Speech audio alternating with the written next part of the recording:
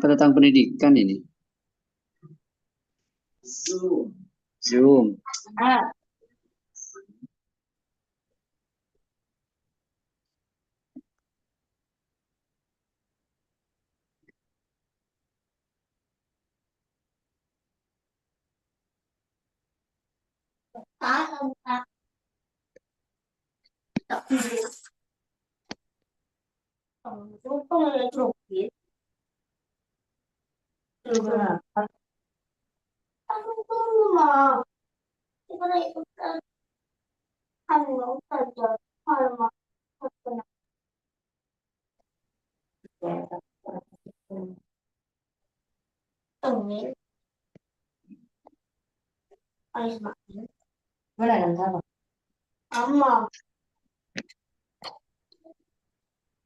Baca bismillah.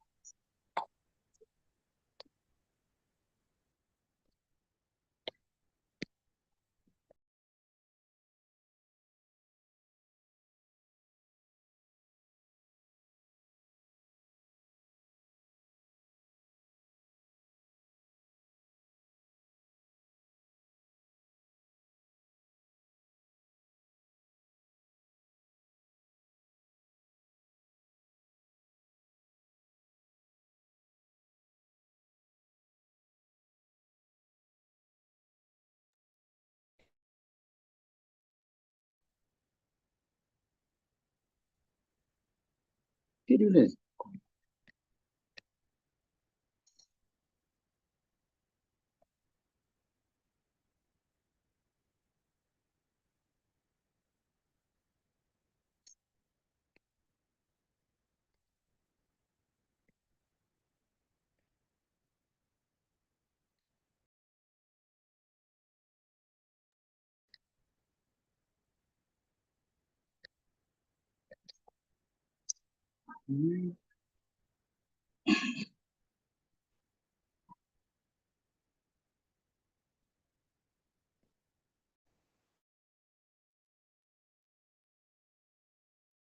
Ini.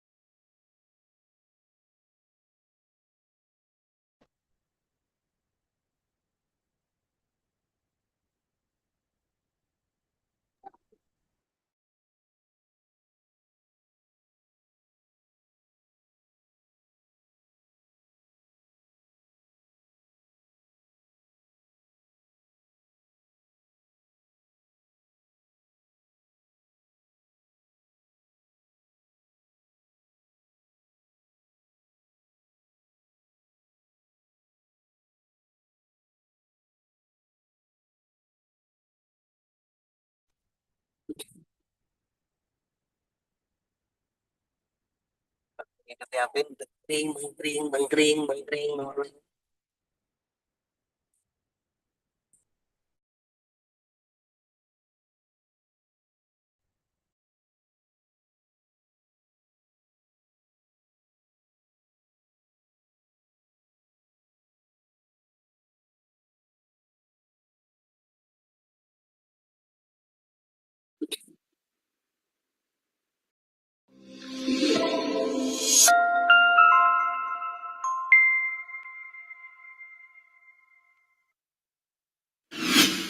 Ikatiyapin, bangkring, bangkring, bangkring, bangkring, bangkring.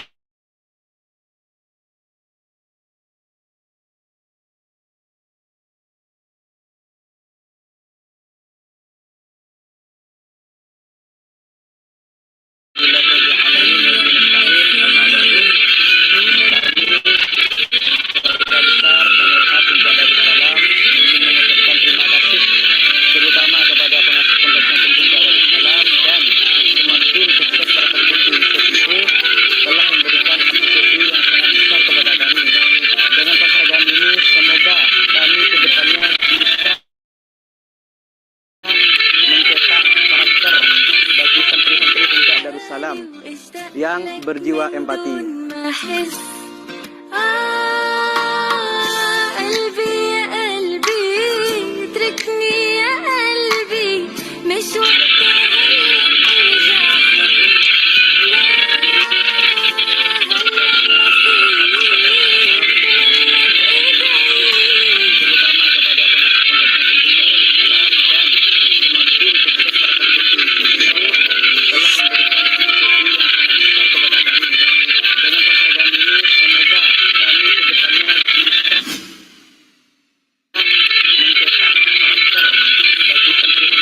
Darussalam yang berjiwa empati.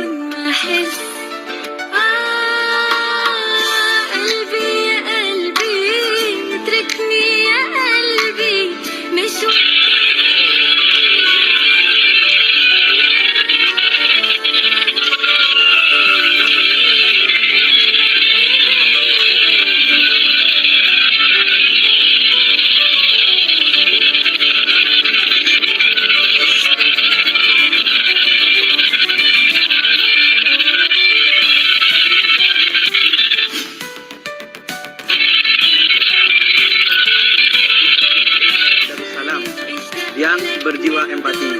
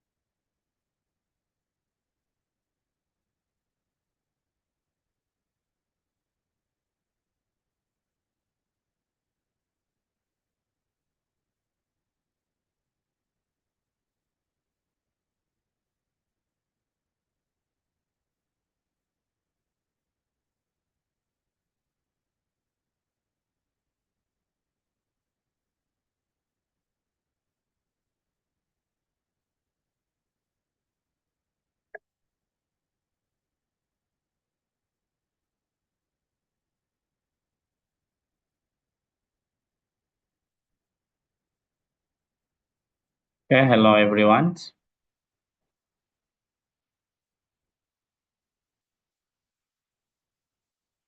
Our conference is about to begin. At least 1 minute.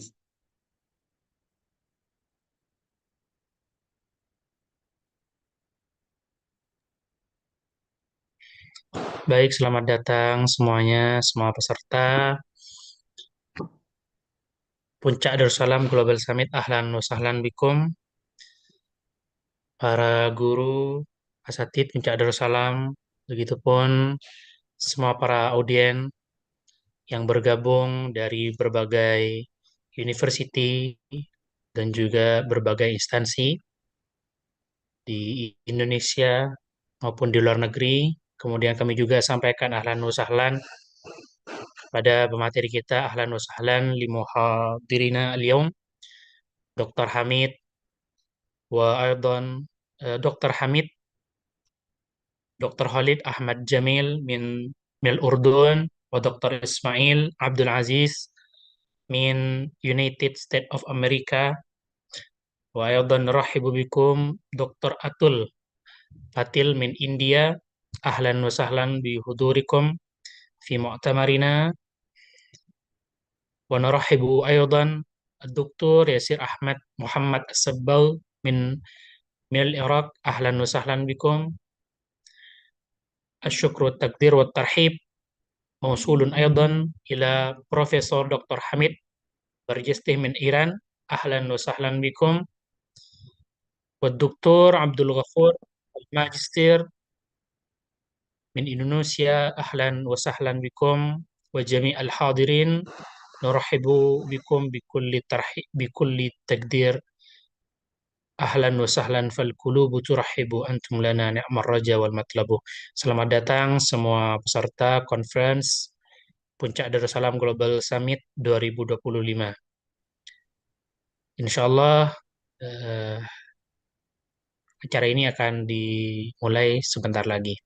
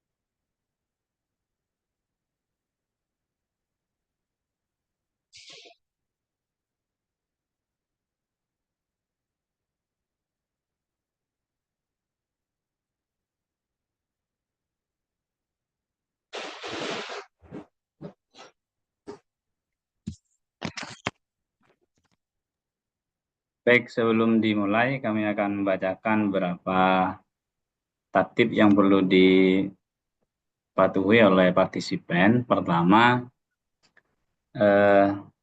rename Zoom sesuai dengan nama asli dan juga instansi terkait. Yang kedua, dilarang keluar masuk Zoom pada saat konferensi berlangsung. Selanjutnya, jika ada pertanyaan, nanti raise hand atau melalui chat. Nanti bisa langsung ke pemateri atau bahkan langsung melalui chat biar dilanjutkan oleh panitia atau host ke kami. Dan juga kami bisa melanjutkan ke pemateri untuk langsung dijawab. Selanjutnya, menggunakan background yang sudah disediakan oleh panitia. Mohon yang belum mengganti backgroundnya, silakan diganti terlebih dahulu. Yang terakhir, pada saat konferensi dimulai, mohon kamera sudah turn on semua, sudah dibuka semua. Dan untuk daftar hadir nanti akan di-share di sebelum sesi akhir.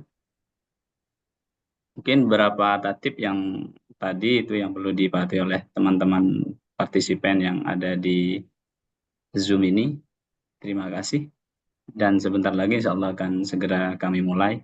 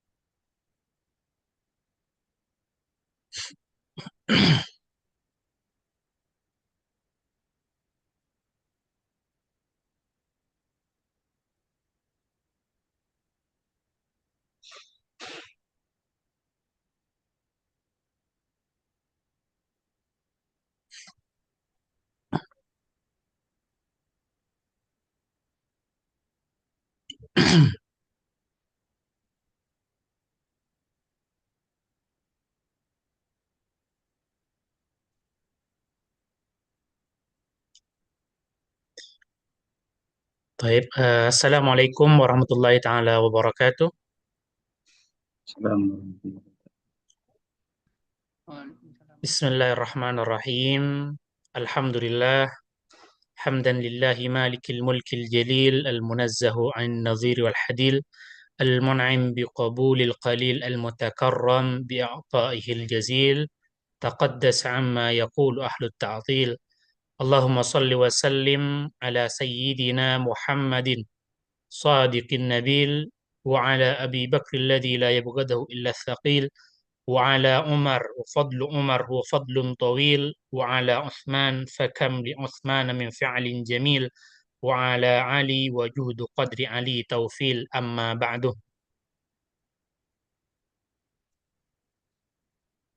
Okay, good afternoon, ladies and gentlemen. How are you today? I hope we always in good health so we can do our job well.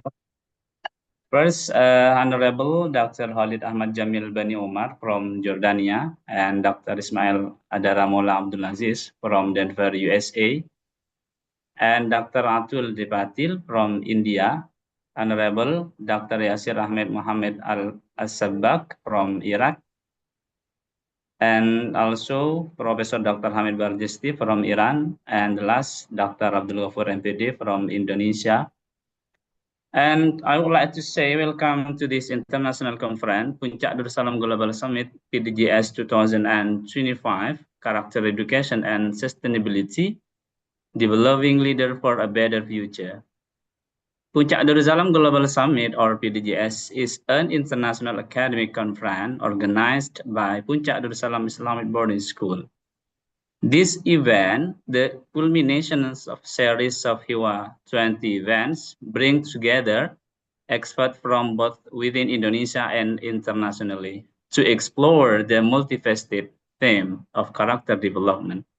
sharing best insight and practice from various countries, education from sustainability of better human civilization.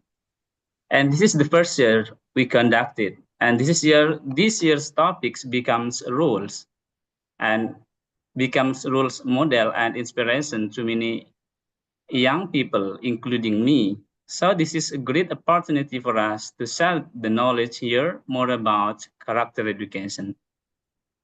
And secondly, I would like to say thank you very much for all speakers and all participants for being here with us virtually. My name is Muhammad Busri. I will be one of moderator along with some speakers here. It is great pleasure and honor for me to be in this agenda meeting with remarkable speakers from around the world, meeting with a lot of wonderful people here. And before starting our conference, let me quickly go over to this agenda. We will begin with a brief introduction of our speaker and followed by their presentation. It's about 20 minutes, 20 minutes for each, and then we will continue to the floor of the question and discussion. طيب، أهلا وسهلا جميعا، أهلا وسهلا، فالقلوب ترحب، أنتم لنا نعم الرجاء والمطلب، عزت بكم هذه الديار فأرضها أحشاؤها بها عليه تذهب. فأهلا وسهلا سادتي الحضور الكرام في هذه الندوة والمؤتمر الدولي التي عقدتها مؤسسة معهد بونشاك دارussalam الإسلامي بموضوع التربية الشخصية والاستدامة، تطوير وإعداد القادة من أجل مستقبل أفضل. سادتي الحضور الكرام، حدث ولا حرج أننا اليوم في هذا العصر الرقمي نواجه تحديات متزايدة، فالعالم تتغير بسرعة وتواجه تحدياتها مثل الثورة الرقمية والتحولات الاجتماعية والاقتصادية. إن دل على شيء فإنما يدل على أنه من الضرورة بمكان إعداد قادة يتمتعون برؤية بعيدة المدى ويجيدون في الابتكار والتفكير والالتزام بقيم الاستدامة. يعد أن التربية الشخصية والاستدامة من أبرز الأدوات والطرق لتشكيل هؤلاء القادة. فكل هذه التحديات والمسائل التي هي بين أيدينا سنناقشها بالدقة في هذه الدورة وهذا المؤتمر الدولي مع أساتذتنا الكرام من أنحاء البلدان الإسلامية والعالمية، فلفضيلتهم جزيل الشكر والتقدير. طيب، في الدور الأول نرحب محاضرنا الأول الدكتور خالد أحمد جميل بن عمر. أهلا وسهلا بكم، هل أنتم معنا؟ سيدي الدكتور، هل أنتم معنا حاليا؟ الدكتور خالد أحمد جميل بن عمر من الأردن، أهلا وسهلا بكم.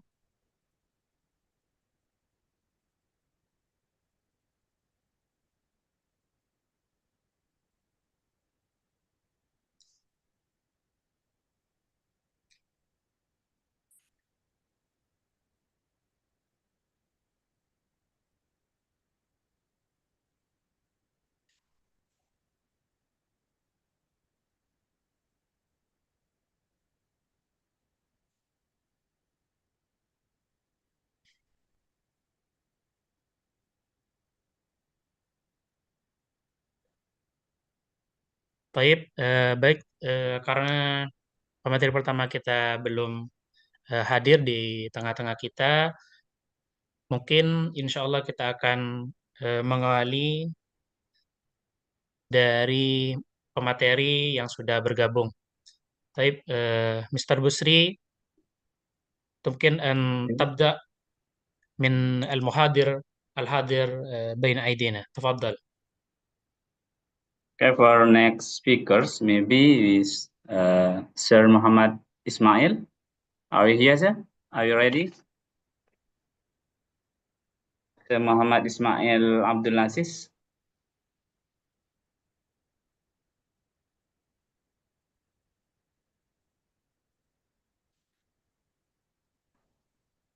For right now, maybe Professor Dr. Hamid Barjesti stay tuned in this conference. It's been already maybe.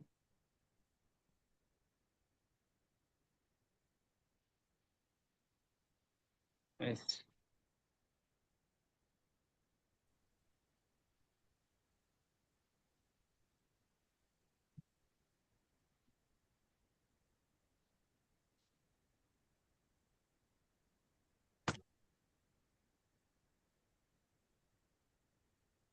Hello?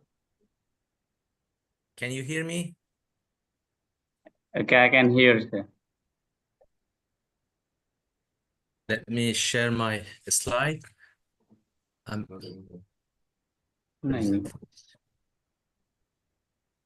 Okay.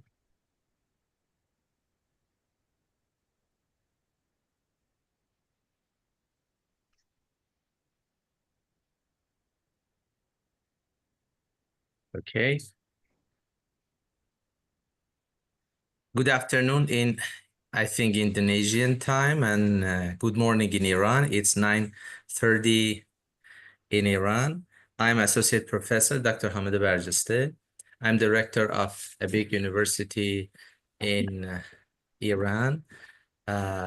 Today, I'm very happy to present my lecture on sustainable education innovations for seamless learning. The objective is to nurture the future talent with the focus on CE.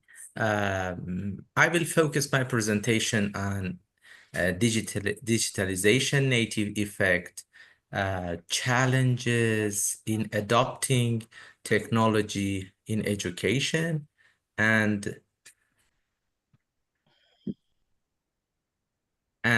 innovation adoption model. And I will briefly try to elaborate on the concept of sustainability, sustainable education, character building, and its impact on society.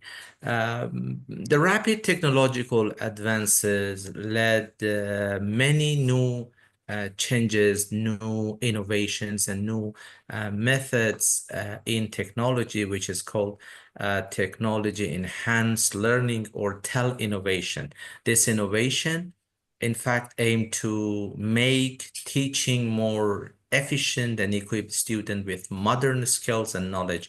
However, many TED innovation fail to be sustained in classroom, wasting valuable resources. To make TEL innovations sustainable, careful planning and strong supports are needed. So the main effect is the negative effect as you consider the new generation, which is Z generation or beta, technologically enhanced learning or innovations aim to improve education efficiency with almost constant use of technology by Generation Z. During the development, there is evidence of many negative effects that you can see nowadays in your own kids, such as poor social skills, anxiety, attention deficit, hyperactivity disorder, and to some sort, in fact, depressions. So these are the main challenges in adopting technology in education. When you adopt this one into the classroom, we have a number of core features such as lack of sustainability, limited sources and infrastructure, teachers resistant to change, and need to continuous training. Because when we compare the generation, we see teachers also need to be trained in this regard. I classify three-stage innovation adoption models, which is awareness, acceptance, and adoptions for innovation process stages. In awareness stages, teachers learn through training, colleagues, and online resources. In acceptance stage, teacher begin experiment the innovation and often in collaborative settings. And in adoption, the innovations become a part of everyday teaching practice, and the teacher gain confidence and support in this rigors. So the goal and the local perspective for sustainable English language education, this SELE is not just about what happened in individual classroom. It requires considerable broader social and global context in which learning take place. And English in a global language as a nation-wide language used in a wide range of contexts, from business to diplomacy to popular culture. As such, English language education must prepare students to engage with the world in a meaningful way. So when we consider education for sustainable developments, you can see a number of key features and categories you see in the system of your education, such as project-based learning, external factors, global perspectives, and technology integrations. So when we consider the key features and figures in sustainability, we come up with a number of factors, such as the first things is your personal factors, such as your knowledge, your skills, and openness to change, because most of the teacher might resist in changing, and this is the personal factor. Another one for our teacher is technological factors, which the ease of use and compatibility factors. And the other factors, which is the challenging the system of sustainability, is organizational factors, our administrative support, infrastructures, and something like that. And the social practices, we need more collaborations, peer learning, collaborative activity, cooperations, and for perceived level is the tangible benefit in teaching. So if I want to delve into the issue of the notion of sustainability,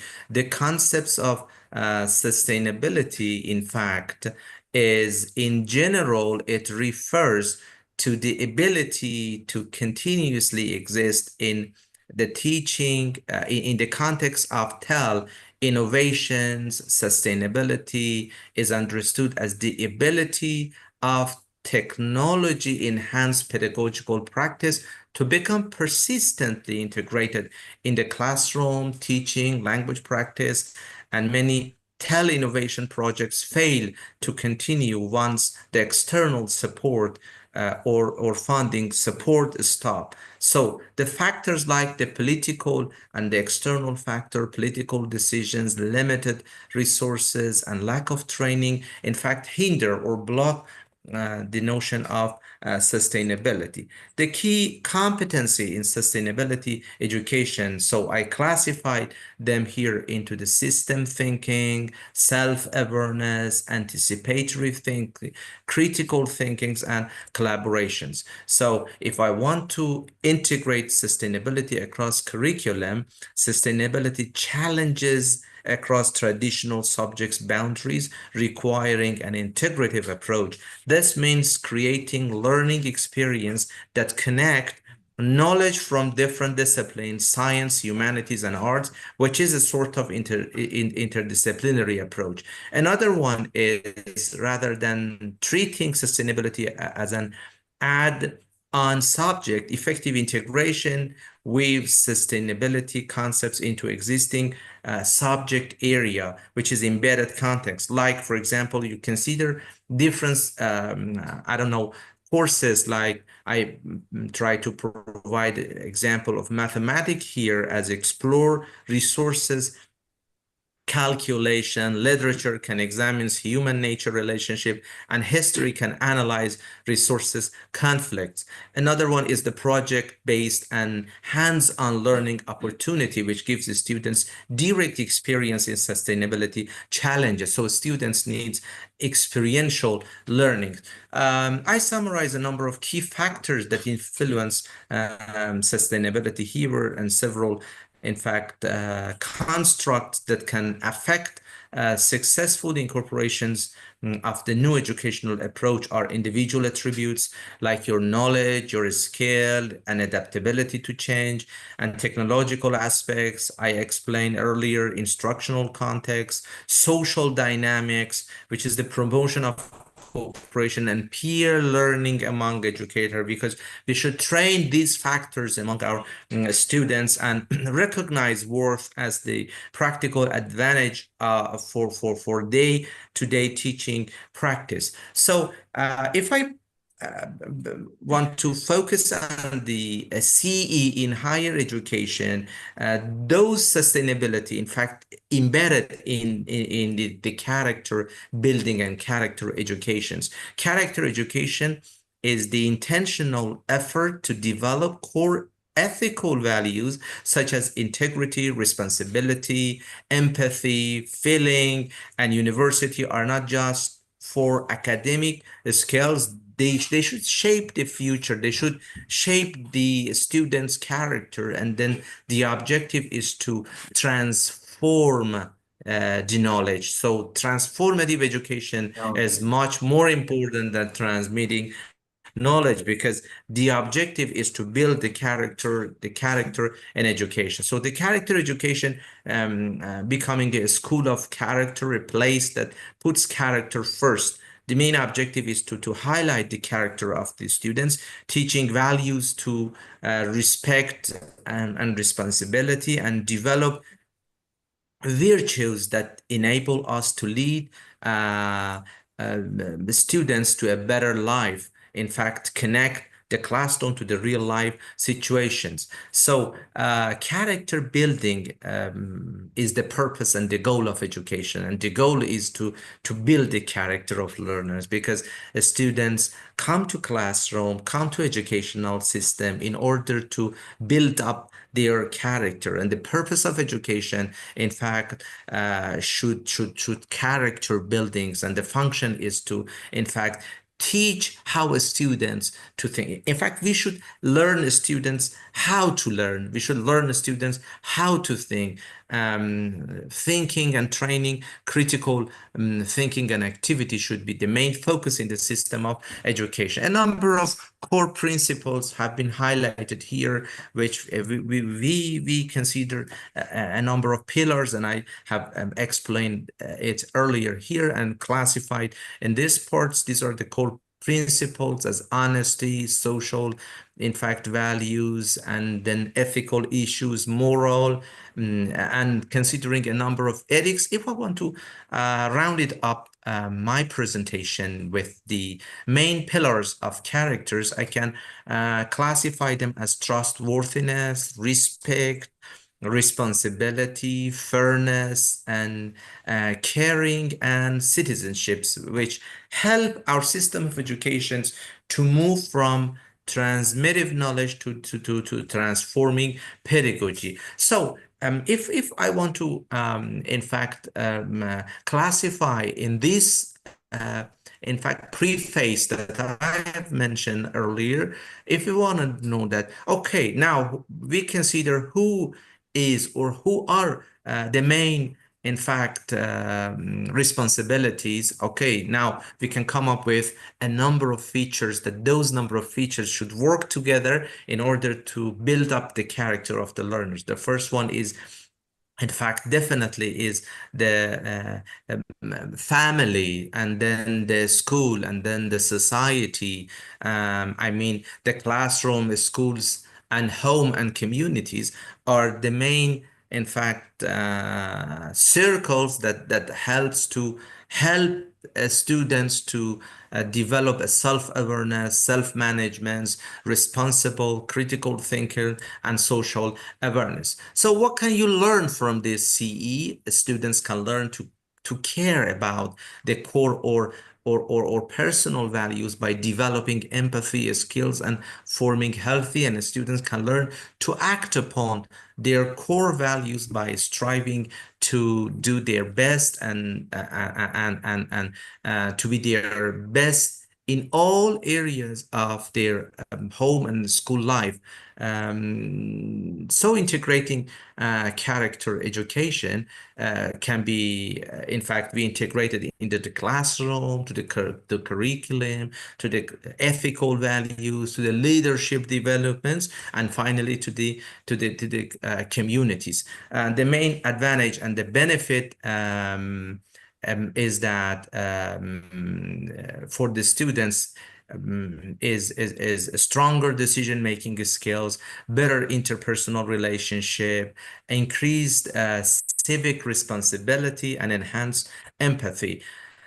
And of course, this has a great impact in the society when we train students and when we have, in fact, built up the character of our students. This will have a good society. This will have an impact on our society. And those who have been graduated from our universities, in fact, they have been graduated with a high ethical values that contribute fairness, workplace, and more inclusive to the communities and sustainable global solutions. So to budget the time, integrating knowledge sharing and transformational leadership, in fact, can significantly enhance the sustainable education innovation by focusing a culture of collaboration and continuous learning. So educators are empowered to adapt and implement innovative practice for efficient and better building the character of the learners by, of course, they should reduce and subside the rigid educational frameworks and regularities, and teachers should granted the autonomy to exercise the initiative in this regard. Thank you very much for listening me, and I'm really enjoy being with you today. I'm ready to hear you. I would like to say hello to Professor Mathminia. I'm very happy to see you here. Thank you very much. I'm ready to hear your comments and your suggestions and any. Thank you very much. Okay, thank you very much for your great presentation, sir. And I have questions, sir. Yes, please. Okay. How to make a good characters in children with our children in our house? You know, as I mentioned, I have cited a circle in order to, we need a number of core principles in order to build up the character. To me, the first and the biggest character building start at home. When parents, I mean, father and mother, they do not observe something, definitely this will affect their kids. Definitely the kids will learn. So the first step, the first stage is it starts from the house and the family, because I always use this, in fact, idea that parents, I mean, family is the big university. Family can shape the character of the kids, the character, because when your children go to school, you don't have any, in fact, effects on your children. But when you train them, when you build up their character, when you build up a certain ethos, a certain ethical, in fact, principles, and this has been shaped the character of their children, definitely when they go to the society, when they go to the environment, they are safe and they they're based on the character you have built. So I do believe that the first one and the most important one is the family. The second one is definitely the school and the principals and the teacher in the school, because the teacher should learn sustainability, last but not the least, the society. The combination of the family, teacher, the schools, principals of the schools, and the rules and regulation of the schools and the society, the integration of all this can build up the character and the main pillars I've mentioned in my presentation today. Okay. Okay, thank you very much, sir, for a great presentation. I get You're more welcome. knowledge about Thank you. character education. Thank you very much. I'm available on my WhatsApp. I'm available on my emails that I have in my presentation today. Thank you very much for being, I enjoy being with you today, and I listen to your presentation after my speech. Thank you very much. Okay, thank you, says you. And for next speaker, Dr.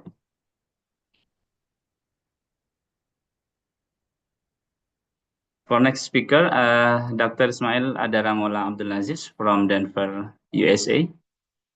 Are you ready here, sir? Dr. Ismail? Yes, I'm here. Okay, so you Yeah. can start your presentation. You have time for about 20 Oh, minutes. okay. All right. All right. Yeah. Presentation.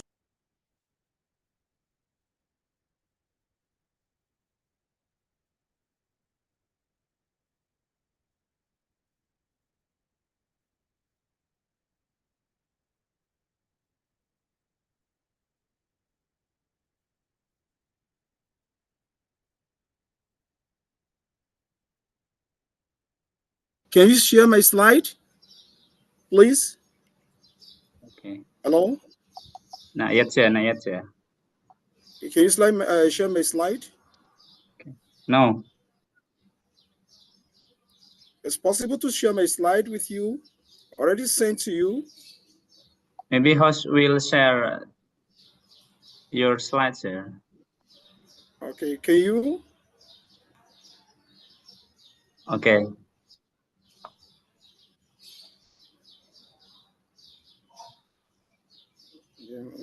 Okay, you can start, sir, maybe. Okay.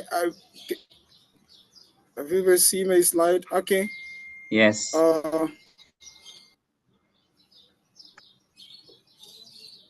And then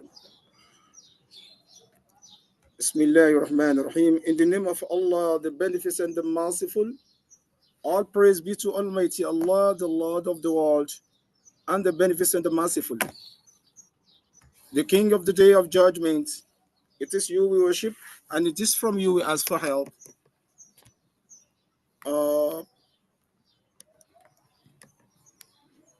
Okay.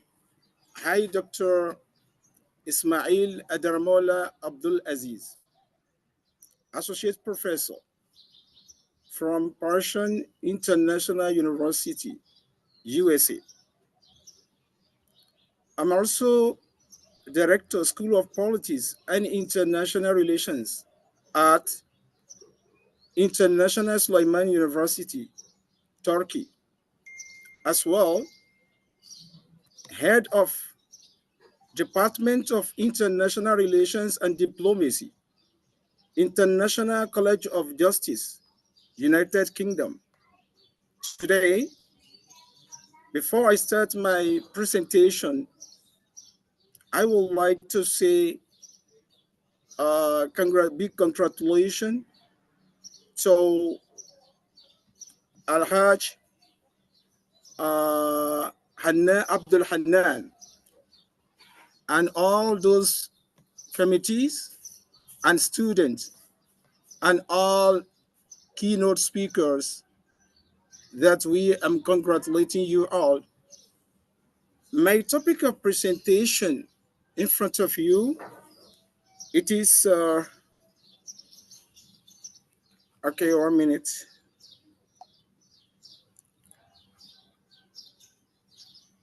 Okay.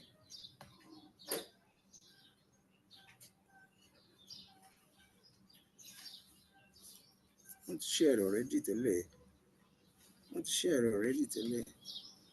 Okay. sorry, okay, research, character and education in America, case study of Persian International University, USA. So the 1 minute, okay, let me start from abstract. This analysis seeks to examine the history and development of moral character education in America during the 20th century, providing structure for the character education movement in today's educational context. The common denominator and key to character education for the future is community. The concept of community connects the three aforementioned themes and provide a roadmap for better implementation of character education. Careful consideration is given to the interaction and contributions of the school and society in terms of promoting and developing character education. Though there is a general support from politicians, educators, and parents, character education is still somewhat marred by its lack of scope. This examination proposes that current character education proponents can find new frameworks for implementation by observing the history of character education. Let me talk some of introduction. The development of moral character has been the subject of philosophical and psychological investigation since Aristotle theorized three levels of moral character development: an ethics of fear, an ethics of shame, and ethics of wisdom. Okay, philosophers, psychologists, and educators has differed as John Locke, John Stuart Mill, Herbert Spencer, Emil Durkheim, and many more, as ancient and confused Plato and Aristotle have fueled the development of moral character as a primary purpose for schooling. Because without character, it is difficult to organize the society even. As we know, and as Almighty Allah subhanahu wa ta'ala talked to our Prophet Muhammad sallallahu alayhi wa sallam, he says, وَإِنَّكَ لَعَلَى خُلْقٍ عَظِيمٍ وَإِنَّكَ لَعَلَى خُلْقٍ عَظِيمٍ. O Prophet, you are the most, who enjoy the most virtues. You are the person who enjoy most the best virtues. It means without good character, nothing can be achieved. Why we are in trouble today, in what today, it is a lack of character. People don't have even, they don't clear about, behaviors, morality, and so many other things. When we are talking about morality or behavior, we're talking about respect, trustworthy, and to be humble, and to say, we are not talking of, personalism or individualism. But today, even most of Muslims, the focus is on individualism and, personalism. They forgot about others. From the beginning of American public education in the 1600 until the first third of the 20th century, our nation educators, working closely with parents and the community, performed moral educational role with commitments. A few variants emerge out of social necessities, including civic education, global education, multicultural study, prudential education, social skill training, and values clarification. But as a health lab, this is the name of a person, he pointed out this variant continue without moral education, providing the unifying context of principles that is central to character education. Furthermore, moral education can be defined as the conscious attempt to help others acquire the knowledge, skills, attitude, emotionally satisfying and socially constructive lives. Character education is defined as any school integrated program designed in cooperation with other community institutions to shape directly and systematically the behavior of young people by influencing explicitly the no realistic values believed to bring about their behavior. When we are talking of character education, is a primary concern, especially in American school today. Many feel that there is a value crisis operating in the lives of American youth. Okay, character education is places the task of educating students morally and the ends of public school. Despite the similarities between moral and character education, there are some subtle differences. Substantial changes in moral education in the 28th century. Citizens need academic knowledge to function and prosper in this society. But a society that prepares its citizenry by emphasizing academics at the expense of ethical, social, and emotional development will not be healthy for long. As the founding constitution of the Phillips Academy 1781, though goodness without knowledge is weak and feeble, yet ignored without goodness is dangerous. There is one saying I want to say in وَمَا قَدْرُ عِلْمِنَا إِذَا لَمْ يُفِدْنَا كُلَّ مَا نَتَعَلَّمُ. What is the purpose? What is exact?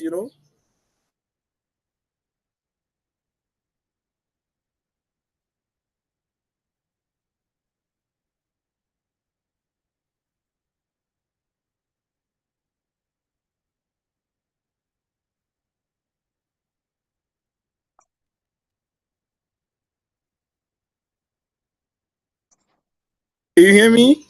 Hello. Hello, yes, sir, I can hear, sir. Okay.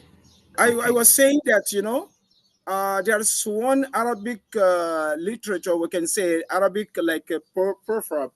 It said لماذا تعلمنا وما قدر علمنا إذا لم يفيدنا كل ما نتعلم.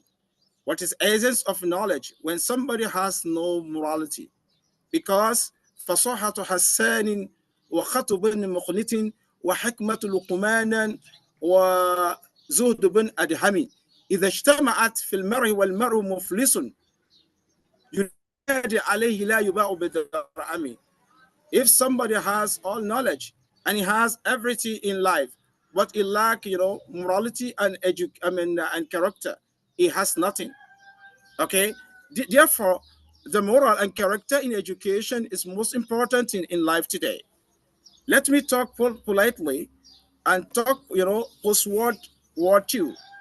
There was a reformation of character education during the turbulent years of World War II.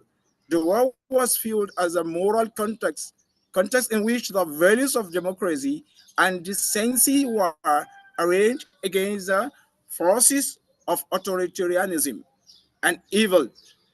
And classrooms were expected to play an important role in the battle. The price of the war provided unity and direction for advocates of moral education. Okay, the involvement of students in character building community activities gave comfort to moral educators of all persuasion of, and models the differences between them. So let me talk the conflict of the 1960s and 70s, which more focuses mainly on character education. The 1960s and 1970s marked the temporary demise of character education, according to when we are talking according to Duroche and Williams. Several different factors caused confusion and resulted in little or no consensus of common value in the public schools. Okay, when we say faced with the other naughty problems, most notable racial division, teachers and administrators were only too happy to flee from the task of moral education and return responsibility for character development to family and church. So therefore, most of problem, start from home. When we are talking of home, the parent need to focus on how to build character education of their children, how to teach them to be honest, how to behave well, how to fear Allah Almighty, and to deal, with people equally, and to be respected.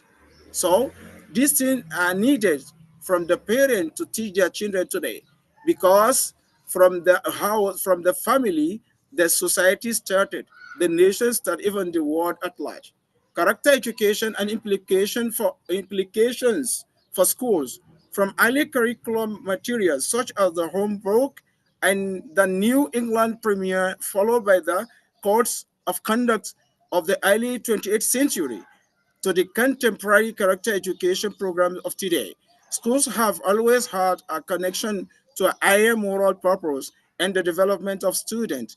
Explicitly or implicitly, schools remain at the forefront of debate and debates in the effort to continue this ongoing mission of character education, given the tight connection between best practice instruction for academic expertise and for moral development. Teachers are unwillingly engaged in character education when they structure lessons and organize classroom in ways that optimally support student learning. So most of teachers even today, they just concern with their own syllabus. I'm talking of their teaching.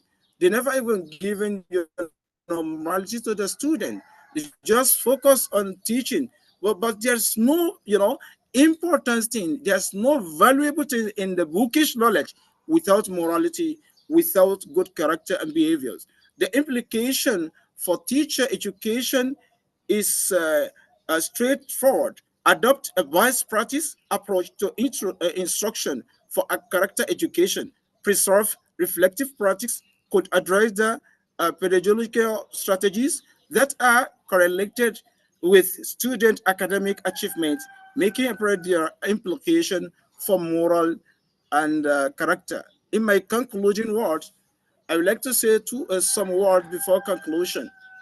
Character education is the most important thing today. Even governments also need to focus on it in every level of, for in every stages, on every level of education. So morality needed to be adopted, and also needed to be focused more even than bookish knowledge. Okay, the common denominator and key to character education for the future is community. So some of students that today even they don't know way of approaching, how to talk to teacher, how to deal with their parents at home. There's no morality anymore. So this is the big loss in our society today. So therefore we need to change some curriculum in order to focus this and to enhance, in order to emphasize more and highlight the issue of character in our education. The concept of community connects the three aforementioned theme and provides a roadmap for better implementation of character education. In addition to school, there are other key players that need to be involved in the character education effort. These entities include businesses, universities, and colleges, and other non-profit agencies. Hopefully, the result of collaborative character education efforts will be a kind of synergy that has the ability to combat negative behaviors, inspire and encourage students and build strong, caring communities. By the grace of Allah. Thanks you for your listening. I would like to receive your questions. So please do not hesitate to ask the question if you have. Thank you. Assalamu alaikum.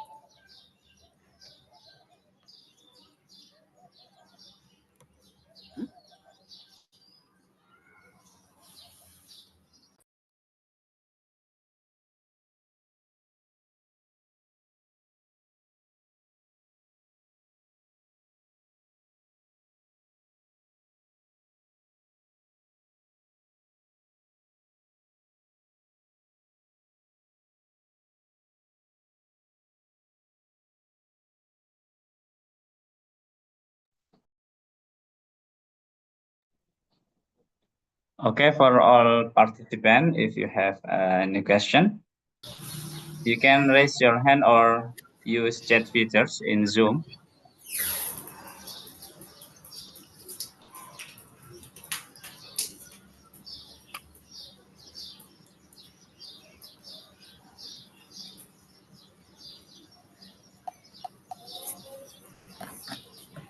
Sir Ismail, I have a question. Okay, please. Okay, I have a question that I get from one of participant here. Okay, please. Okay, we know that the best person in this world, or we know that the last prophet is Muhammad Sallallahu Alaihi Wasallam. Sallallahu alayhi wasallam. How to imitate him, sir, while we don't live in his period. We live in this millennial era. How to imitate him, best character from him. Uh, okay. Okay.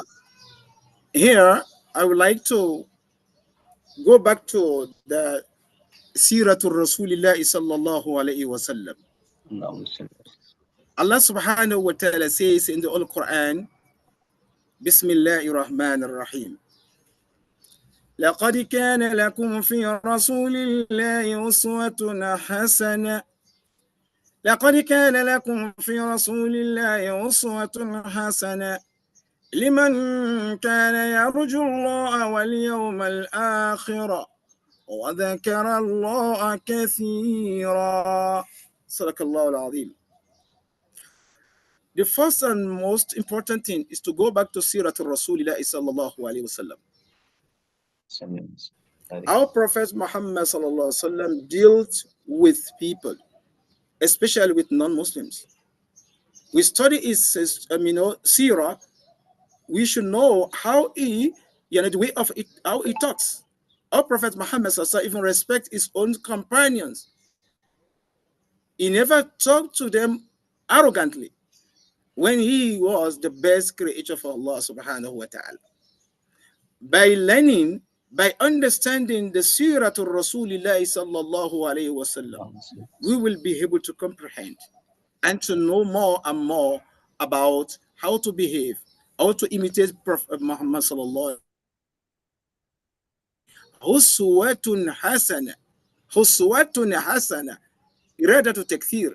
Actually, I'm not here for tafsir, but still I have to say something about it. Irada to takthir huswatun hasana. He has a lot of, good virtues, it is uncountable, which means one by one, how he deals with non-Muslims. When he migrated from Mecca to Medina, he met with different religions. He never fought with anyone. He gave them freedom of, belief. So why were we today? We lack tolerance. We lack amana. When we are talking of trustworthy, very few people nowadays are so, trust. You can trust few people. So this is a big problem because we already divert our attention from teaching of Al-Quran and Sunnah. We just focus on materialism. That's why all the attitudes and behavior destroy in the biggest way. And there's a big loss. May Allah subhanahu wa ta'ala save Ummah Islamiyah. Too much hatred. We hate each other. Condemnation. Takfir. These are the things we are, nothing today among the Muslim Ummah. We never even respect our ulama. Some of people, they don't even respect ulama. Even many people divert the attention, they mislead the people in terms of translating or when we are talking of, what can I say, interpreting of Ayatul Qur'aniyah. Anyways, people enjoy khiyana today. They don't worry about akhirah even. So anyway, we divert our attention from Quran and Sunnah. The correct answer is to go back there and study the Siratul Rasulillah sallallahu alaihi wasallam and his companion and follow them. Thank you. Assalamu alaikum. Okay, maybe from an participant, if you have any question. Okay, maybe nothing. Thank you very much for your wonderful presentation. I got so many more knowledge about character education from Sir Dr. Ismail Adaramola from USA. Thank you for being here with us, sir. And see you. Okay, sir. You're welcome. You're welcome. I welcome. And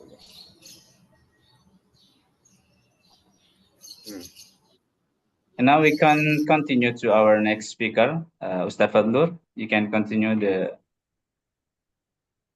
this conference.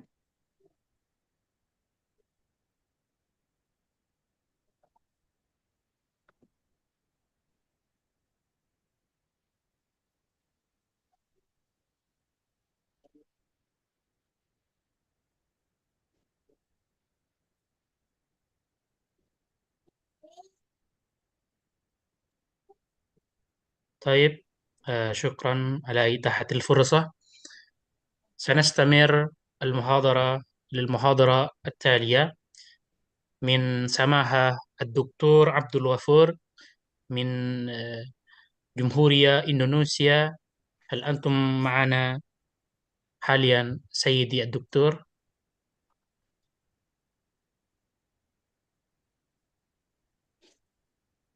دكتور عبد الغفور، هل أنتم معنا؟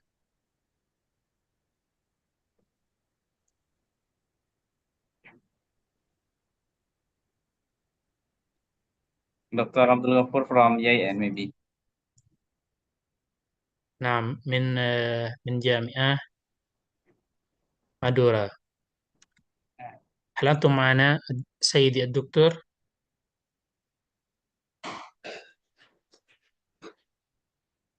طيب، نخطو إلى المحاضرة التالية من الأستاذ الدكتور خالد من الأردن. هل أنتم معنا؟ دكتور خالد أحمد جميل بني عمر من الأردن. هل أنتم معنا سيدي؟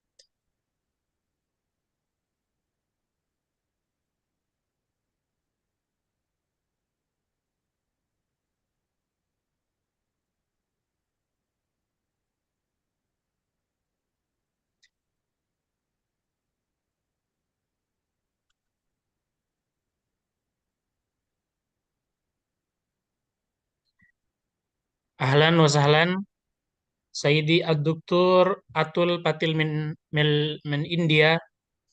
أهلا وسهلا بكم في المؤتمر الدولي الذي عقده معهد بنشأ دارussalam. أهلا وسهلا بكم وأهلا بالمشاركة.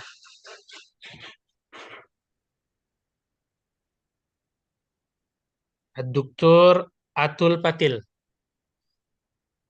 من هندية. Yes, am I audible? Yeah. Mr. Busri, Okay. تفضل. First, I would like to say welcome to our international conference. Okay, how are you, sir? Yeah, I'm fine, thank you. Okay. Are you ready, sir, for presentation today? Yes, yes. Shall I begin?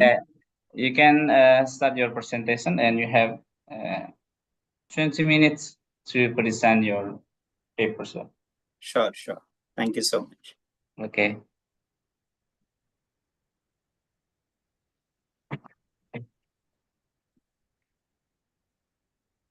So, greetings to all of you from India. I would like to sincerely thank you for giving me this opportunity to share the best practice that we have at our university. I represent School of Holistic Development, MIT Art, Design and Technology University, Pune. And the topic that I'm going to throw some light on today is Holistic Student Progression Framework from Classroom to Career. And our institution is known for value-based education, and character development is the core element in the curriculum across the campus. I head the School of Holistic Development, and this is a unique school established at the university with a tagline that is creating winning personalities. So we have around 15,000 students in the campus, and all these students undergo 5 mandatory courses through the School of Holistic Development. So I would like to throw light on what we do through the School of Holistic Development and how we help students develop their personality or develop their character. As Aristotle had said, that educating the mind without educating the heart is no education at all. And that is why we focus on the development of various aspects of personality, because the basic principle in learning is that real learning will not occur until student knows how to apply his or her knowledge, because knowledge is like paint.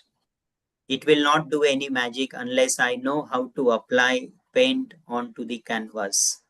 That is why it is very essential for students to apply different gears as they set on their professional journey, right from learning to solving problems, creating new knowledge, innovating, and ultimately earning. So, from learning to earning, we help them develop various dimensions, because we want our students to be not only good in academics and like be the topper, but he or she should also be artistic, sporty, and most importantly, he also need to know what is goodness. And that is why we focus on developing multi-talented personality.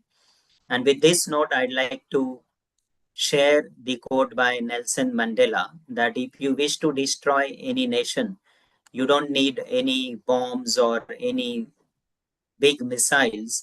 You only require to lower the quality of education, allowing cheating in examination by the students. And that is why education is the backbone of any nation's progress. And we need to focus more on not only education but even character development. Otherwise, if we have cheating in examination and if there are malpractices, what will be the end result? Patients will die at the hands of such doctors, buildings will collapse at the hands of such engineers, money will be lost at the hands of such economists or accountants, and most importantly, humanity, which is very essential, will die at the hands of such religious scholars. Similarly, justice will be lost at the hands of such lawyers, advocates, or judges, because the collapse of education is the collapse of the nation. And that is why we need to plan, because if we fail to plan, it is like we are planning to fail. And only having goals without any plans will remain only wishes. And that is why we as educators need to focus on holistic development of our students. And that is why at our university, we established this School of Holistic Development in 2018 with the vision to transform students into leaders, the change makers of tomorrow, and where we provide them with adequate platform and environment to empower human values, to impart human values, universal human values, for meaningful existence. And the mission with which we work is to create a world in which ideally everyone's and everything's needs and desires are included. So in a nutshell, we focus on various aspects of personality when we talk about holistic development, be it social skills, cognitive skills, linguistic skills, spatial awareness, physical development, everything. So all these things are part of the holistic development curriculum that we have at our university. And all these aspects of personality or character development, be it physical, social, cognitive, emotional, moral, intellectual, spiritual, and academic developments are taken care of. We call this pentagonal integral education. So our objective is very simple. We want to ensure that each student becomes physically fit, mentally alert, emotionally strong, socially adept, and most importantly, spiritually elevated. That is why we have the World Peace Dome in our campus. That is the biggest dome of the world, which promotes world peace. And we follow this Panchakosh approach from our Indian ancient wisdom and knowledge, where there are 5 aspects of personality. The first one is Annamay Kosh, which is like physical stability, physical body, followed by Pranamay Kosh, that is energy body, which gives us vitality. The third one is Manomay, that is mental Kosh, which deals with emotions and clarity. And then we have Vijnanamay Kosh, that is intellectual body. And most importantly, the ultimate goal of every human being is to become happy, to know how to live happily, not alone, but with others together. And that is the ultimate aim of everyone's life, to have bliss. Now, what happens usually we see in education, we only focus on the fourth aspect, that is intellectual body. Everyone wants to become intelligent, but we take other things for granted. For example, physical health, we don't give that much importance. Then energy, mind, and most importantly, happiness. Panchakosh, we have developed 5 courses at our university.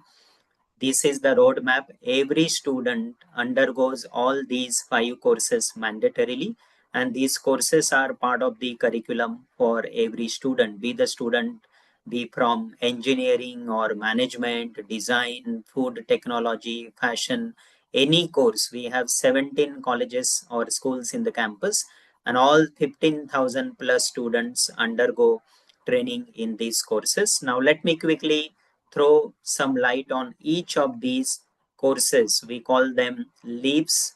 The student takes these leaps one after the other, ranging from the first year to the third year curriculum across the university. So in the first year curriculum, we have 2 courses. We have health practice, which makes students physically and mentally strong. Then we have English communication and holistic personality. We take care of linguistic competence and also help students develop their personality. As students move from the first year to the second year, we introduce them with another interesting course called Creative Arts and Performing Arts. And under that, we have a basket of 20 different electives that you can see on the screen, ranging from music, drama, dance, playing various musical instruments like tabla, harmonium, or be it guitar, drums, and the list goes on. We also have courses like drawing, painting, sculpture, photography, architectural sensibility, intercultural appreciation, design thinking, sound recording, digital and financial literacy, marketing and branding, event management, film appreciation. And then another important course is societal immersion, spirituality, and morality, where we introduce them to concepts like peace studies, world peace, universal human values, and then we conclude in the third year with foreign and Indian languages. We have French, German, Japanese, Spanish, and Indian languages like Sanskrit, Marathi, Hindi. Again, these are all electives, and students select one elective and continues learning that in the third year curriculum spread over 2 semesters. So the first course in the first year is health practices. Under that, we have sessions on yoga, meditation, gym, swimming, aerobics, diet, nutrition, which focus on the development of physical and mental well-being, along with emotional stability and spiritual benefitment.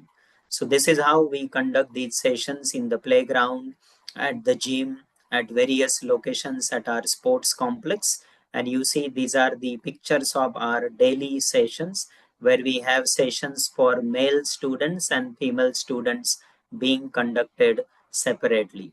We distribute these booklets to all our students, which help them have some kind of self-reflection and self-study in terms of yoga and meditation. And you can see the kind of flexibility that students develop with adequate practice, exercise, over a period of 1 year, and they can continue exercising at the sports complex. As part of this course, we invite many experts to deliver talks, and we celebrate International Dance Day, World Health Day. We celebrate Global Surya Namaskar Day. Then we organize mini marathon in our campus, that is run for spiritual well-being. This is how we again focus on spirituality and helping students know their different tactics of personality and develop their character. So many students participate in this competition every year during winter season. Then we have tied up with Ministry of Ayush, and we involve them in the celebration of all such flagship events. One of the flagship events is the celebration of International Day of Yoga, and we celebrate that with much interest, enthusiasm, and passion. This is the World Peace Dome that I was talking about, where we promote all religions, be it Hinduism, Islam, Christianity, Judaism. All religions are promoted through this World Peace Dome, because our focus is bringing world peace across the world. So we celebrate this Yoga Day here at the World Peace Dome that is located in our campus. And we also award students prizes based on the competitions that are conducted. Then for faculty and staff members, we conduct faculty development programs and help them have good physical and mental health. We also conduct sessions for working professionals, corporate employees, chair yoga, meditation, and we organize various competitions for all these stakeholders. And you can see every day we have around 750 students only for this single course. We have a full-time dietitian. She guides students on one-on-one basis to have proper diet, nutrition, and everything.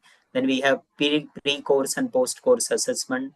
Those who clock 100% attendance, we award them with a special certificate of attendance to encourage them. So that is the first course. The second course is English Communication and Holistic Personality. As soon as student takes admission, we administer this English proficiency test, and we determine the proficiency level of every student in terms of the language skills, their aptitude, personality, and learning style. Then we focus on linguistic competence, business communication. We try to make them job ready. And these are some of the pictures of various activities which we conduct for them online as well as offline. We have a unique event called Live Chat with an Expert, where there are no theoretical talks. Students are encouraged to directly interact with the guest speaker and ask them questions. We also established Cambridge Center. We are an authorized partner with the University of Cambridge, and we conduct Cambridge examinations for our students as well as external students. For all age groups, we conduct exams, be it school children, college students, working professionals, and even teachers. As part of the curriculum for English course, we have Lingua Skill, that is an AI-based exam, the latest examination by the University of Cambridge, and all other exams are also conducted for various stakeholders. Then we map our students at the Common European Framework of Language for reference, ranging from basic level to intermediate or independent and proficient level. And I'm glad to share that 60% of our students fall under B2 category.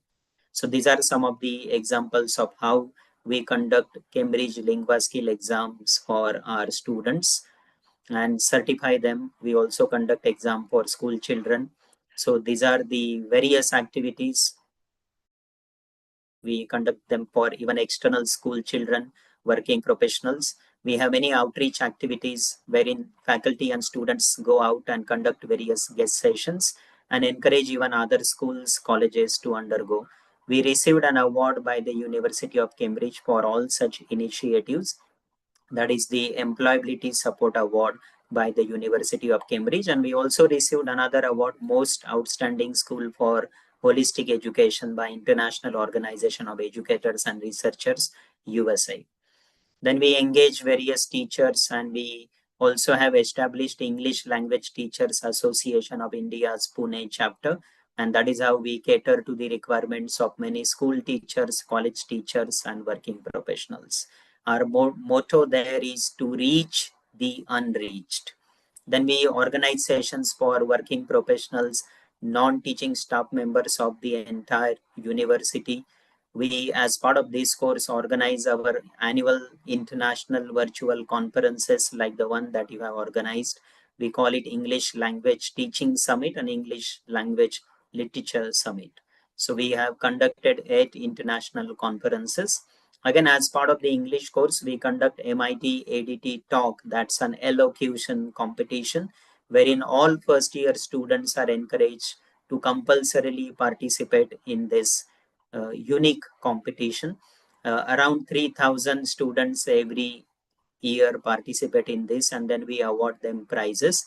These are some of the glimpses of the competition that we conduct and the prizes that we award our students. Along with our training and placement department, we conduct resume clinic workshop. We have SHD Katta. Katta is a place where students from various disciplines come together every Saturday and they collaborate with each other. Along with training and placement department, we have this intervention with various students right from the first semester till the 7th semester, that is till they get placed.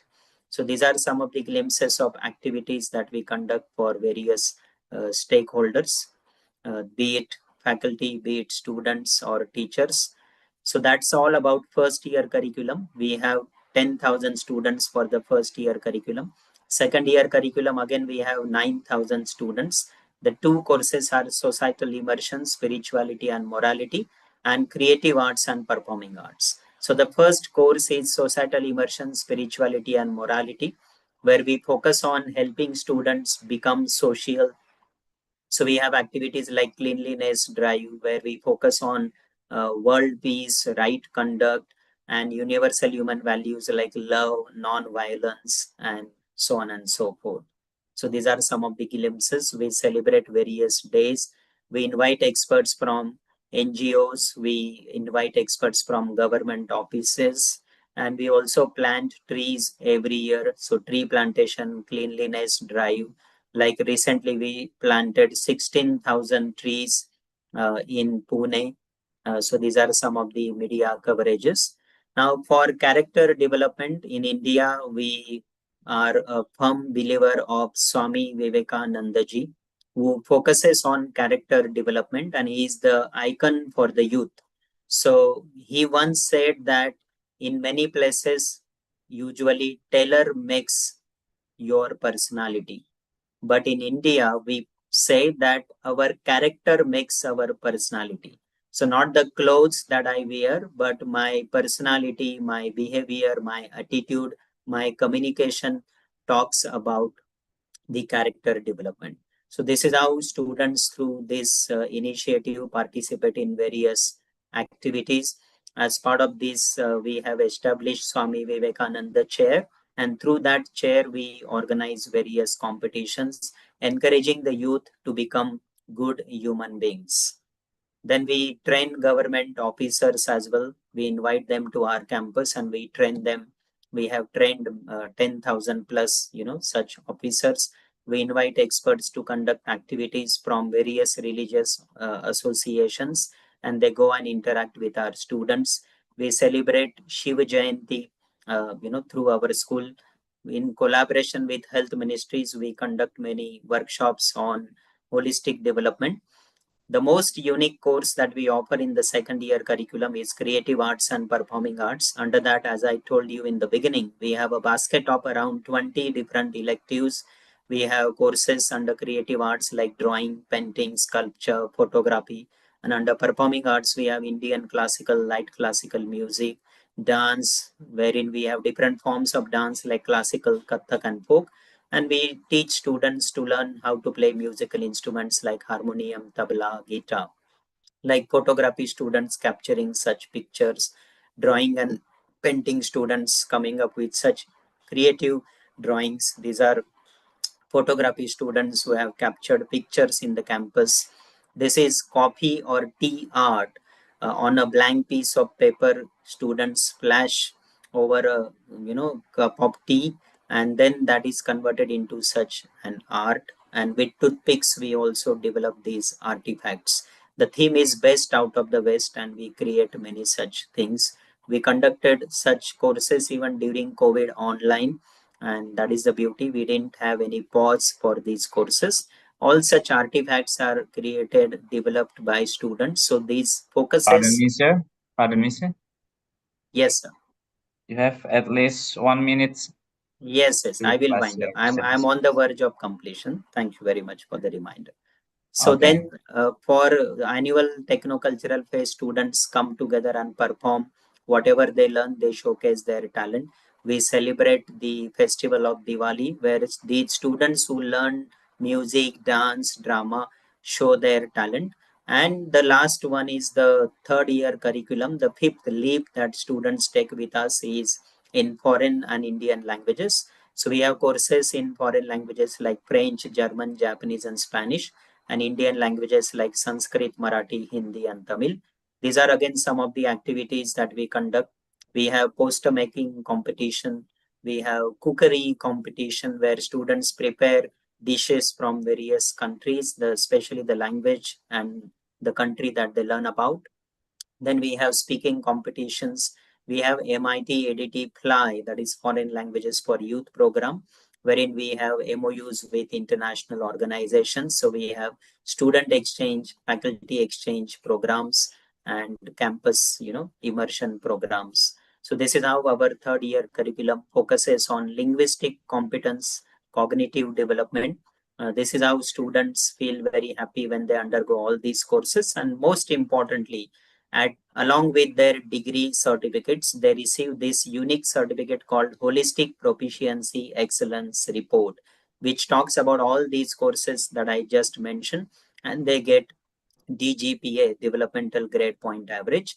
So this is the integrated student progression framework from classroom to career that we focus on. After our intervention, there is another school called School of Corporate Innovation and Leadership, and they develop students' aptitude, group discussion, personal interviews, mock interviews, and then finally students go to training and placement department.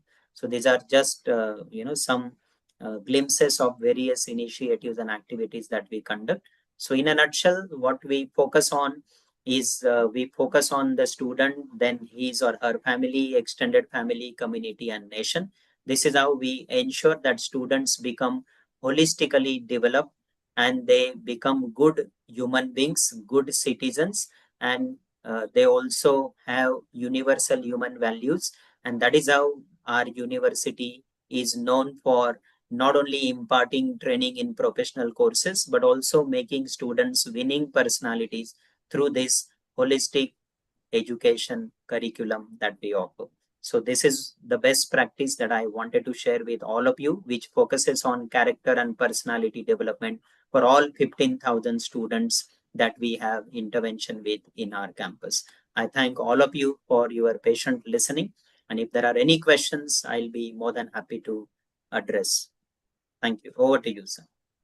Okay, thank you for an incredible presentation, sir.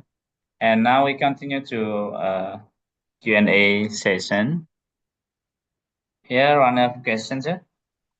How do we want to implement it in this country, while in Indonesia itself, it is far from modern education?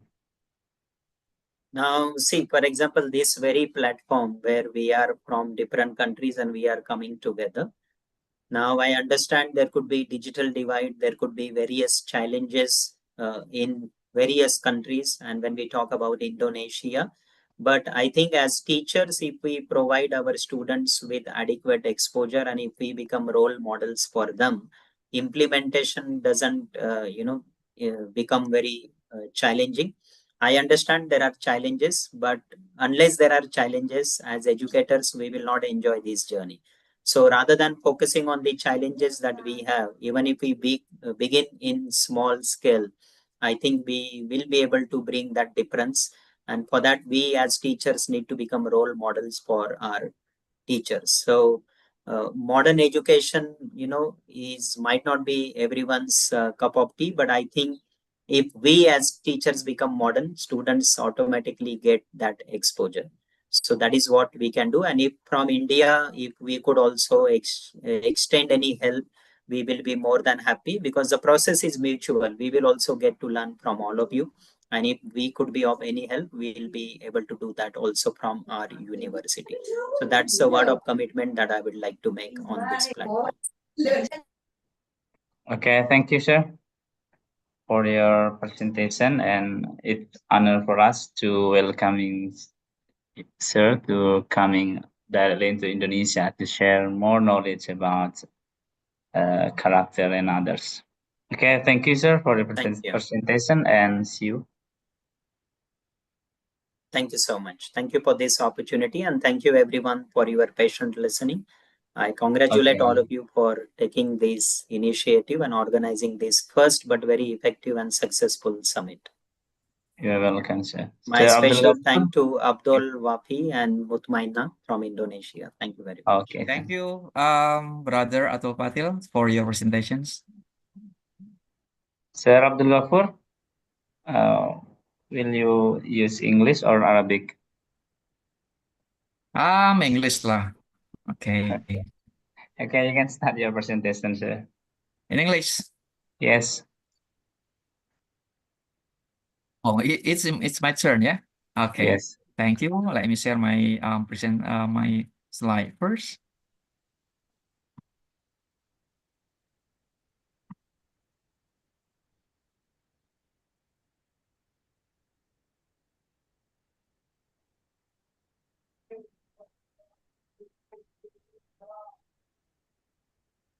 Yeah, is it audible and already shares?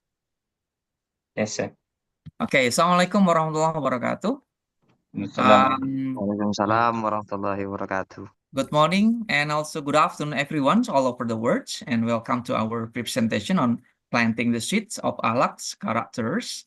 Planting the seed of akhlak's characters building Indonesian's Islamic boarding school. As we get to see us today, we are reminded of the importance of character building in shaping the next generations of leaders and also citizens. In Indonesia, Islamic boarding schools or pesantrens, character will be not just a priority but also a fundamental aspect of education itself. The concept of akhlak or moral characters is deeply rooted in Islamic teaching and is considered essential for individuals to become good Muslim and contributing members of society.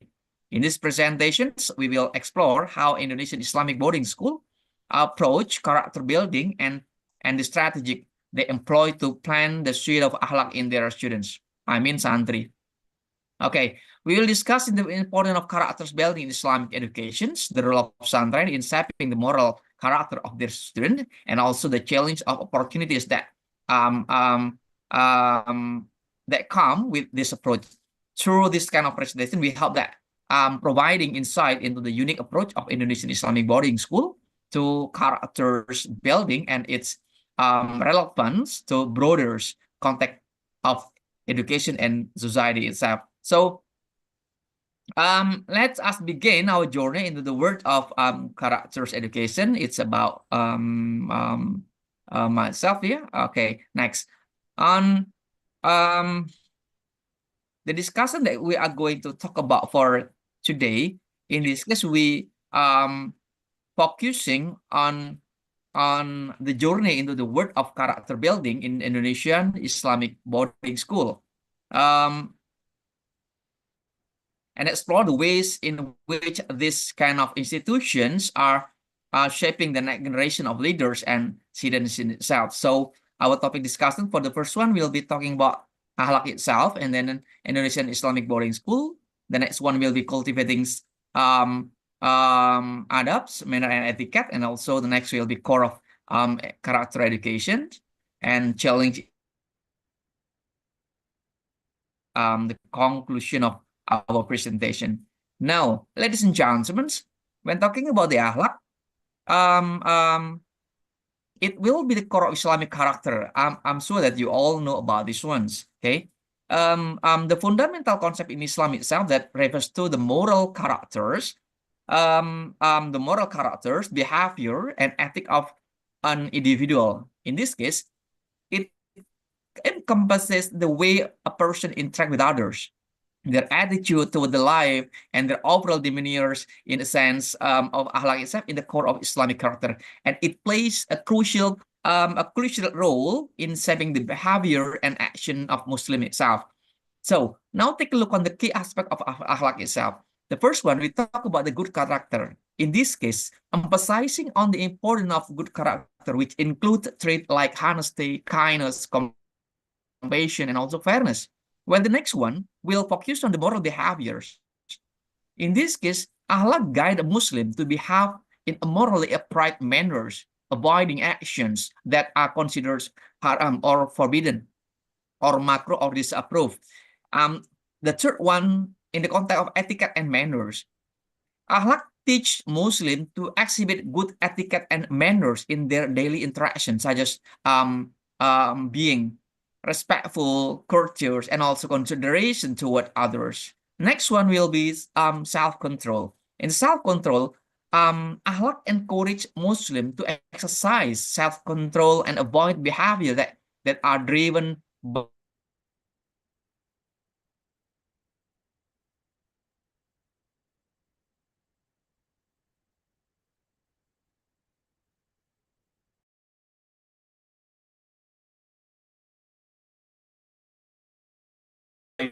it will be the important thing one of akhlaq in Islam itself. In the context of spiritual growth, social harmony, personal development, and also community building. In the spiritual growth, akhlaq is essential for spiritual growth itself and also the development, as it helps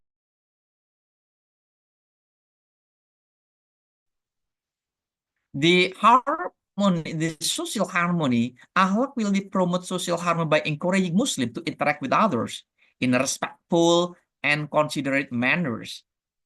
While the personal development, it will be help individuals to develop a strong sense of self-discipline and self-awareness, which is essential for personal growth and development. It will be foster a sense of community and belonging among Muslim, and it encourages them to work together and support one another. Now, on the developing akhlaq itself, we have to focus on the self-reflection. As a Muslim can develop akhlaq by engaging in self-reflection and introspection, identifying areas for improvement and working to develop good character trait. And the next one, on the seeking knowledge, Muslim can develop akhlaq by seeking knowledge about Islamic teaching and values, and also applying them in their daily life. And the something one thing that is very important on practicing the good deed itself. In this case, the Muslim develop akhlaq by practicing good deed and behavior, such as volunteering, helping others, being kind to those in need. Well, ladies and gentlemen, in Indonesian Islamic boarding school, I'm in pesantren. As we know,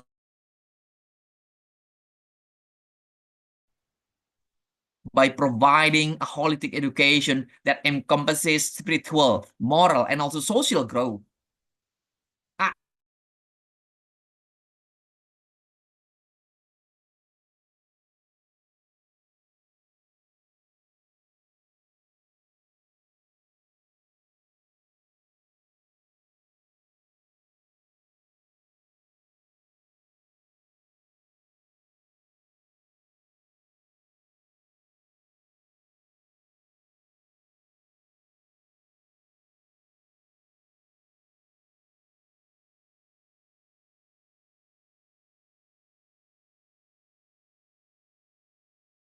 Pdgs. tahun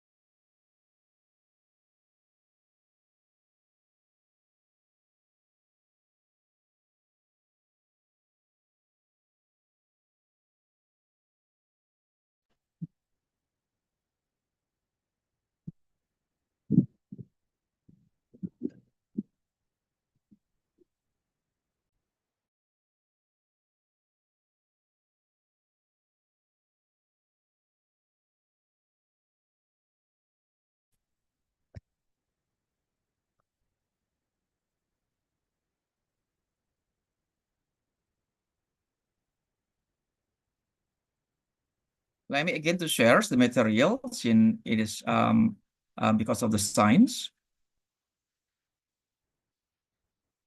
Yeah, ladies and gentlemen, on the context of moral developments, on the context of moral developments, pesantren emphasizes the importance of good character, such as honesty, kindness, and compassion, and provide students with opportunities to practice these values. And the next one on the context of a community living, their communal living environment in the pesantren encourage students to develop social skill such as cooperation, empathy, and then conflict resolution. Okay, the other one we'll be talking about the leadership development. In this case, pesantren provide opportunities for students to develop leadership skill such as leading prayers, organizing events, and also taking on responsibilities. This kind of role modeling, the kiai or ulama or ustad who lead the pesantren serve as a role model for students, demonstrating good character and providing guidance and also mentorship. By providing a supportive and nurturing environment, pesantren helps students develop strong character traits that will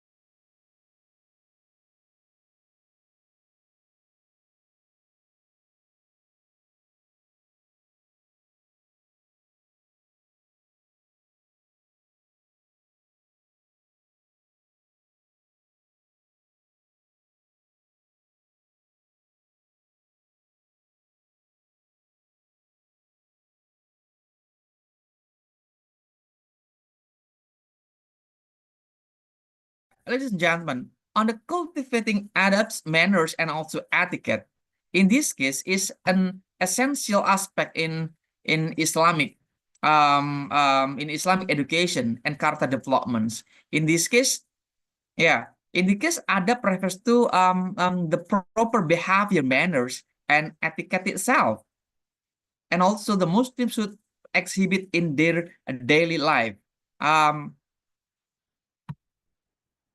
I could give you some key aspect of cultivating adab itself. The first one, when we talking about respect and courtesy. In this case, adab emphasizes their adab emphasizes on showing respect and courtesy to others, including parents, teachers, elders, and other one. And what about the good manners? The good manners here will be including good manners such as greeting others with salam, using greeting with salam, using polite language, and being considerate of others' feeling. What about the etiquette? On the etiquette, adab involve following proper etiquette in such various situations, such as eating, drinking, and interacting with others, with self-control. Talking about the self-control will be on requiring self-control and restraint in one's behavior by avoiding action that are considered impolite or unacceptable. And also will be focused on humility and modesty. It encourages humility and modesty by recognizing one limitation and avoiding arrogance and pride. By cultivating adab, Muslim can develop good character and become more respectful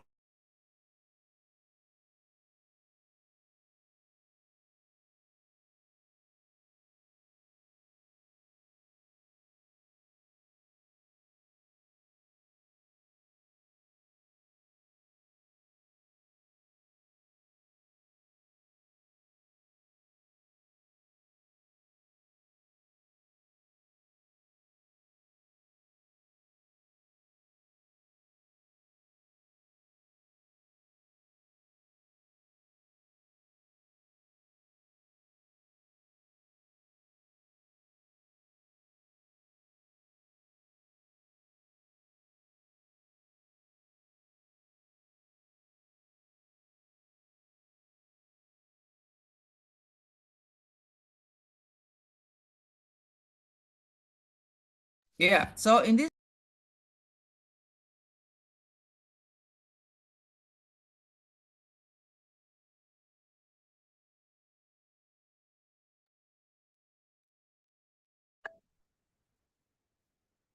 Unmute your microphone, sir. Yep, so sorry. Okay, so in this case, when we talk about the character education itself on emphasizing the development of the core values that are essential for individual to become good Muslim, yeah, to become good Muslim and contributing members of society. Ladies and gentlemen, some of the core values in character education in Islam will be talking about on taqwa, good consciousness, developing a strong sense, yeah, developing on strong sense, awareness and fear of Allah, and living one's life in accordance with Islamic teaching. In this case, Allah will be talking about on Guru Khatar. This I already explained just now that cultivating good character traits such as honesty, kindness, compassion, and also awareness, amanah, trustworthiness, that being trustworthy and responsible in one's word and action. Siddiq also truthfulness, being truthful and honest in all aspect of life. Yeah, ladies and gentlemen, this kind of core values considered essential for individual to develop strong character and become good Muslim. By instilling these values in individual characters, has aimed to promote a sense of responsibility, morality, and also spirituality that guide one action and decision. Okay, on integrating Islamic teachings, yeah, on integrating Islamic teaching, we focusing on a crucial aspect of Islamic education and character development. Ladies and gentlemen, in this case, the Quranic teaching, for example, is the primary source of Islamic knowledge and guidance. I'm sure that you know all about this one. Also the Hadith. But in this case, we have to focus on Islamic values and principle. By integrating Islamic values and principle, such as justice, compassion, honesty into daily life, help individuals develop a strong moral compass and make informed decisions. Something that is very important is practical application, applying Islamic teaching and values in practical ways, such as through act of charity, kindness, and also community services that help individuals to develop a deeper understanding of Islam itself and its relevant to everyday life. Ladies and gentlemen, by integrating Islamic teaching, Quran and Hadith, individual can gain a deeper understanding of Islam and all its values and develop strong foundation for character development and spiritual growth. Some ways to integrate Islamic teaching, Quran and Hadith into education and daily life will be include on studying the Quran itself, by interpreting to gain deeper understanding and of its teachings relevant to everyday life. Okay, and also providing education that integrates Islamic teaching, values, and principle into various subjects and activities. Now, on the community engagement service and social responsibility, in this case, in social responsibility in Islam, I mean, the community engagement service and social responsibility are essential aspects of Islam. The Muslims are encouraged to engage with their communities and contribute the well-being of society. The some concept or some aspect here will be some kind of service to others. Islam in this case emphasizes the importance of serving others, particularly those in need. This can include volunteering, charitably, others form of community service, social responsibility also by knowing that taking an active role in their communities and contribute to common good. This can include participating in community events, advocating for justice, and working to address social issues. Okay, ladies and gentlemen, we have to know that the leadership and development, in this case, fostering responsibility and also accountability. Leadership in Islam involves fostering responsibility and also accountability, and it considers a sacred trust. such kind of servant leadership, Islamic leadership based on the principle of servants leadership with where their leaders prioritize the need of their followers and work to serve and benefit others. By responsibility, leaders are responsible for guiding, directing their followers, and accountable for their action and decision. What about in accountability? In this case, leaders are accountable to Allah and will be held responsible for their action and decision on the day of judgment itself. And again, on the opportunities, participant also the values in Islam, leadership is not just about existing authority, but also taking responsibility and being accountable for one action. In this case, leaders are expected to be the role model to demonstrate the values and principle of Islam in their behavior and decision making. Well, ladies and gentlemen, in this case, their leaders should has that kind of integrity, compassion, wisdom, and courage. By fostering responsibility and accountability, leaders in Islam can build trust, promote justice and fairness, and also contribute to the well-being of their followers and borders of community. On a challenge in implementing akhlak educations, it is something that is very difficult for us, but it should be done. Okay, in this case, implementing akhlak education can be challenging due to various factors. The first one, culture and social influence. I mean, the modern societal values and culture norm make conflict with traditional Islamic values, making it challenging to implement akhlak education effectively. Next, on the limited resources. On limited resources, education institutions may face limited resources, including funding, qualified teachers, and also infrastructure which can hinder the effective implementation of akhlak education itself. That what we call teachers qualification, and then differs student background. The student may come from diverse background, that making it challenging to tailor akhlak education to meet the need of all the students. So in this case, we have to know that the student or the santri that come, it will be heterogeneous ones. So we need that kind of assessment and evaluation of this one. By assessing and evaluating the effectiveness of akhlak, educations can be complex as it involves measuring intangible qualities such as character and moral development. By balancing can be a challenge, particularly in institutions where there is a strong emphasis on academic achievement itself. Finally, on the teachers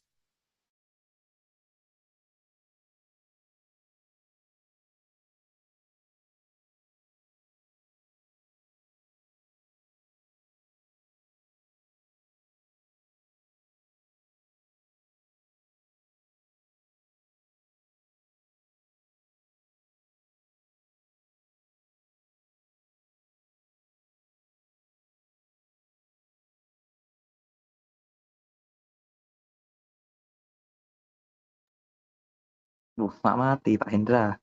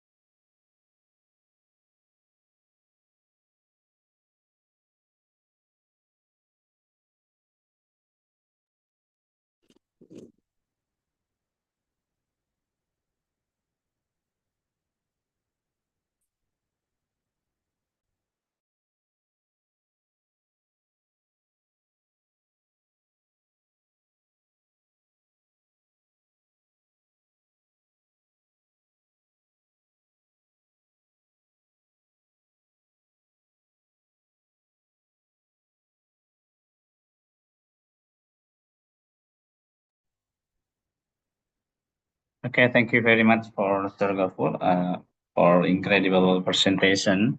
So from the first speaker and last speaker, we get so many more knowledge about character education, akhlak, and also how to build best mentality in our life. So this is our last part, and before we close our conference, uh, kindly turn on the camera or participant. Please turn on your camera. Before we close, please turn on your camera. Sebelum ditutup, silakan buka kameranya untuk dokumentasi.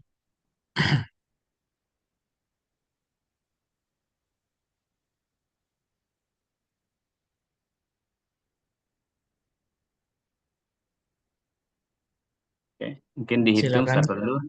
Ya, sebentar. Mungkin yang lain ditunggu. Silakan dinyalakan kameranya untuk dokumentasi muktamar pada siang hari ini. Peserta yang belum menyalakan kamera, silakan kami tunggu untuk menyalakan kameranya untuk sesi dokumentasi. Dipersilakan. Baik. Baik, terima kasih yang sudah menyalakan kamera. Silakan operator untuk mendokumentasikan.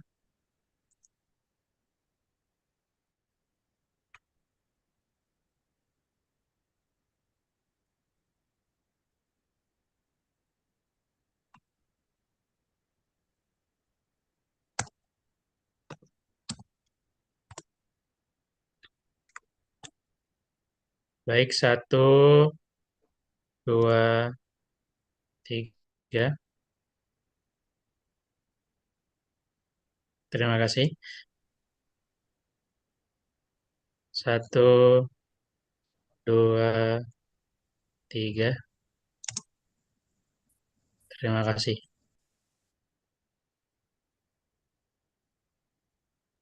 Okay, thank you for your participation. And this is the last part of our session.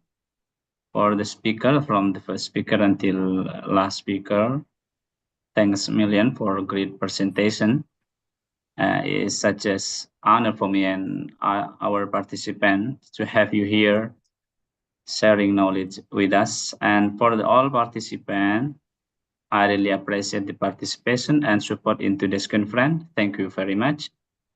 I would also like to thank the organizer of this conference. And see you.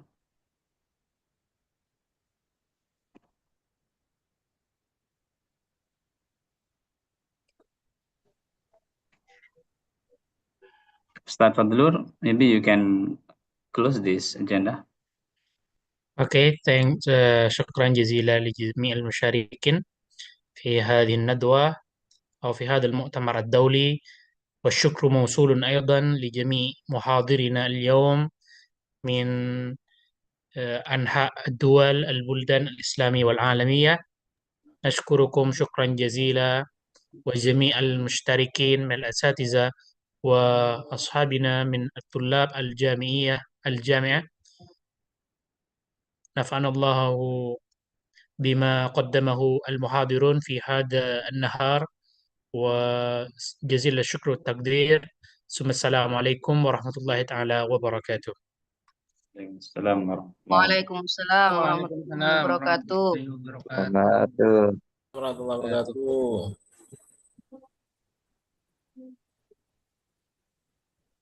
Shukran.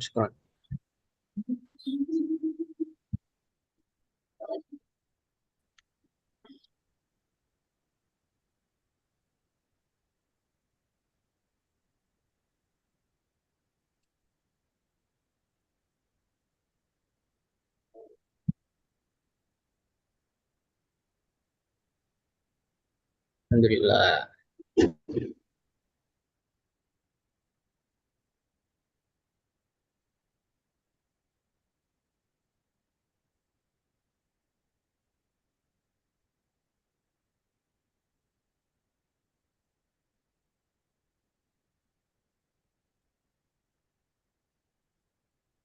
Tes dulu, Web.